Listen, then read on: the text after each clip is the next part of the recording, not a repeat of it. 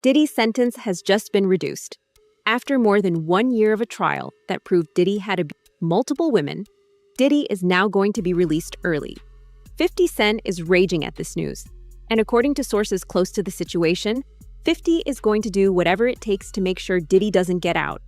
Update about Sean Diddy Combs. It looks like he could get out of prison early, not that much earlier, but a little bit. The New York Post reports the rapper will now be released on April 25th, 2028, instead of June 4th of that same year, 2028. The early release reportedly comes after he went into a drug rehab program in November. Diddy has been in prison since his September 2024 arrest. In July 2025, he was convicted on 2 counts of transportation to engage in prostitution. He is appealing that ruling. At this point, everyone is wondering, why was Diddy allowed to get out early? The official statement reads that Diddy is being released early because of his good behavior, but let's not forget that Diddy was caught breaking the prison guidelines less than 6 months into his sentence. Diddy's sentence should have been increased, if anything. Back in November of last year, prison officials caught Diddy drinking and smuggling alcohol within his cell, allegedly celebrating something. This offense meant that Diddy was ineligible for the early release program, but now we're seeing the exact opposite happen. Toilet wine, on the other hand, is a fermented combo of Fanta, sugar, and apples. And though there are many variations, they are all alcoholic, which is the point, and all strictly off limits in lockup.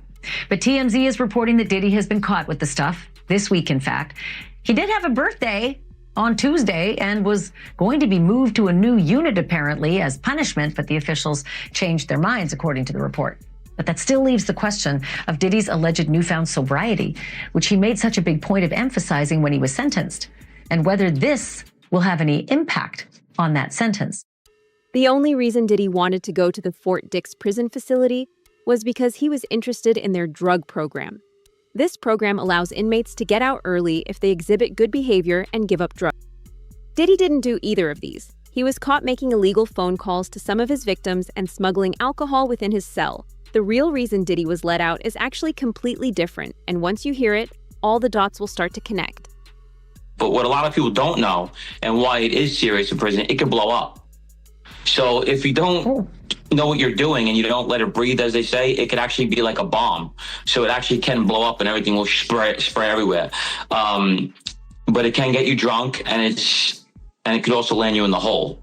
So, I mean, I don't know as far as them saying he's going to move him out of the unit. I know it's a very serious ticket. I know he could lose his phone, he could lose commissary, and he could lose visits, and also maybe go to the SHU for up to 30 days or maybe more. So, I mean, that's all serious stuff. I keep wondering about the sentence. Do you not think it's possible, especially since he campaigned, in his sentencing, that he was getting sober? He'd been working on a sobriety at the MDC. And now he's at Fort Dix. And if this is true, if the report's true, might they say, well, screw it. You're not getting your 15% off your federal sentence. Right. So it don't work like that. But every ticket in the feds, if it's a certain degree ticket, you will lose some good time. We call it good time. In New York State and federal prison is two different. You could actually lose your good time in New York State or any state prison and get your good time back. The feds, once you lose it, you can't get it back. So if he does lose 20 days, 40 days for this, he cannot get it back, or whatever they recommend for him to lose, because they will recommend days to be lost on this kind of ticket. So we know that Diddy isn't being let out on good behavior or for giving up drinking. All that was just a ruse. Suge Knight predicted this more than a year ago. Before Diddy was even sentenced, Suge said that Diddy will never spend more than a year in jail, and even if his sentence was longer, Diddy would be allowed to leave early. The real reason for this special treatment, Diddy was an FBI informant, and he knew from the start that he would be released sooner or later. How does it go on for so long? When we were on the street, we didn't get a day's rest. I mean, the government was all over us. The FBI is all over us. They got investigations on us. They got informants. They got surveillance equipment. He was not cutting you off, but he was an informant for years. Was he really? Yeah. That's why when people was like, oh, he's going to run, he's not. It's the reason why these type of people get caught up. They always been telling they're bigger than the law because they part of the law, And as you know, all these people get tired of their rats sooner or later. Diddy is an FBI informant. He's been one a long time. So I don't believe that he's going to go to prison. And if he do, it'll be for something very, very small. It wouldn't be nothing what the people think. I don't think he's going to go nowhere long. And at the same time, you got to look at it. The best witness they had is KPD. KPD been an informant for a very, very long time. And KPD is getting ready to go to trial for the murder of Tupac. KPD said it. Everybody else know it. And KPD says the money came from Puffy, the key Tupac, and myself. So if they really wanted Puffy that bad, KPD would have put a deal with them, got on that stand, and broke it down. That would have been the RICO right there. That would have been higher right there. Suge saw this coming a mile away. Gene Deal said the same thing. He knew Diddy was involved with the feds, so the fact that Diddy was even arrested in the first place was surprising.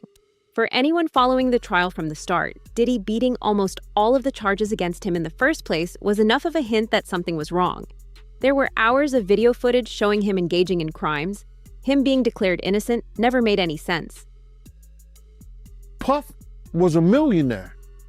Him being a confidential informant, him getting money like that, it was favors. He been getting favors and been paying law enforcement people for years to protect him. You understand? To protect him.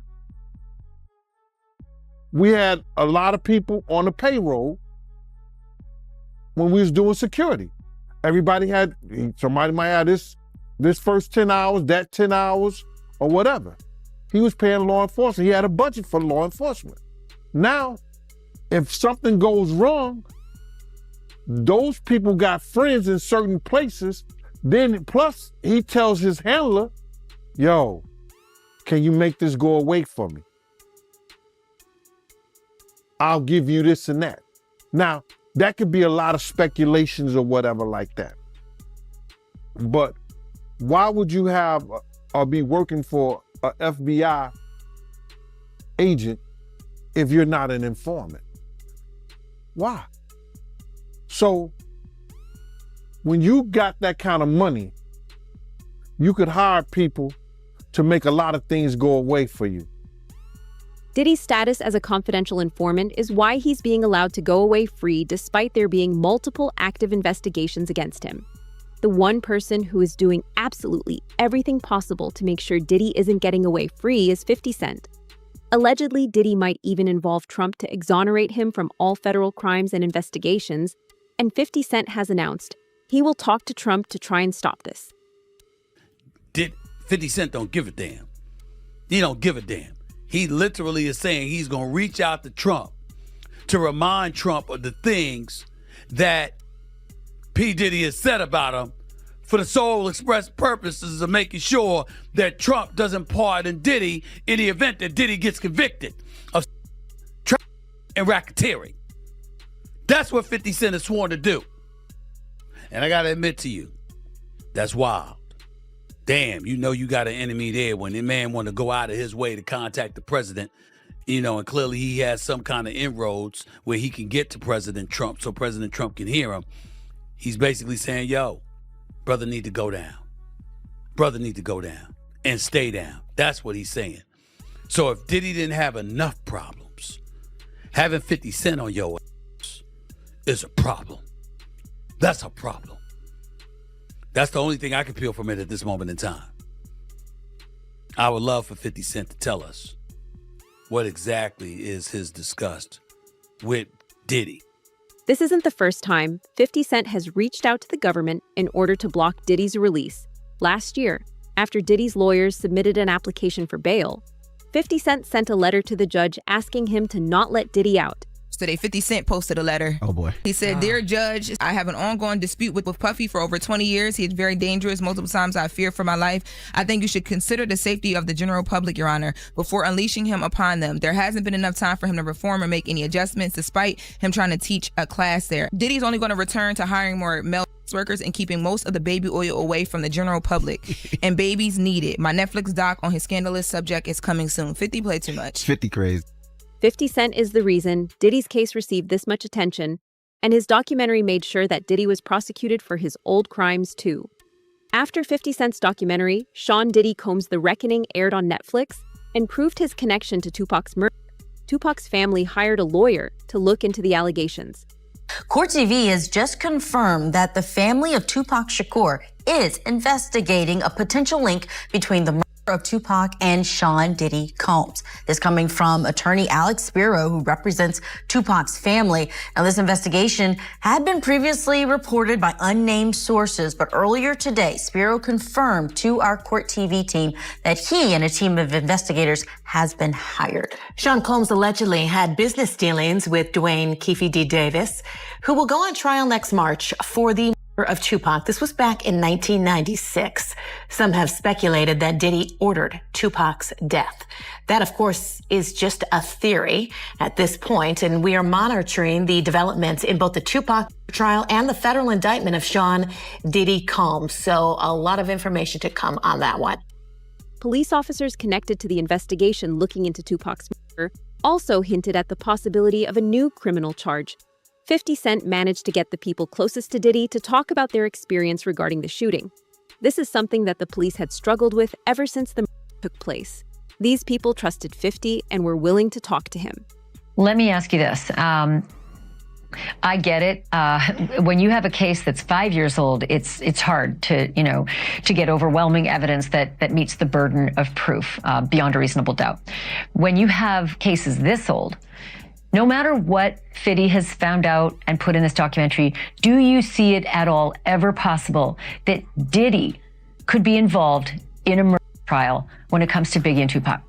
It could be possible, yes. However, like I said, they need a lot of corroboration to make that stick, because it's really alleged right now as to his involvement. It's not anything that's substantial or concrete that he was involved. It's personally from people talking about it and saying this is what happened. You need some more information to come forward to prove that. Around this same time, Keefe D., the prime suspect in the murder of Tupac, also submitted a